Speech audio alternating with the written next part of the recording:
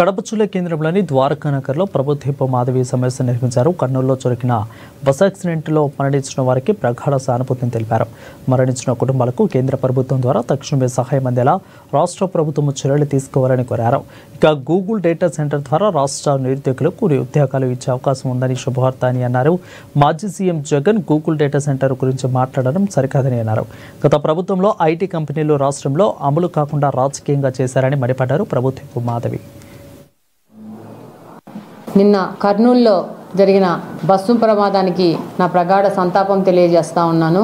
చిన్న నిర్లక్ష్యం వల్ల దాదాపు 19 ప్రాణాలు పోవడము, అందులో దాదాపు 6 నుంచి 7 మంది మన ఆంధ్ర రాష్ట్రంలోని తెలుగువారు అవ్వడము చాలా విచారకరము. చిన్న తప్పిదం వలన ఈ ప్రమాదం జరగడము, దానికి కేంద్ర ప్రభుత్వం నుంచి మరణించిన కుటుంబాలకు వాళ్ళ మనుషులను తేలం కానీ చిన్న ఆర్థిక సాయం చేయడం జరిగింది.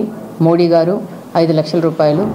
అలాగనే మన రాష్ట్ర ప్రభుత్వం కూడా మరణించిన కుటుంబాలకు కానీ అలాగనే గాయపడిన వాళ్ళకి సంపూర్ణ మద్దతు ఇస్తూ వాళ్ళకి అండగా ఉంటుంది. గూగుల్ కంపెనీ మన రాష్ట్రానికి రావడము, విశాఖ తీరంలో ఈ గూగుల్ కంపెనీ తన పెట్టుబడులు పెట్టుకోవడానికి ముందుకు రావడము హర్షించదగిన విషయము.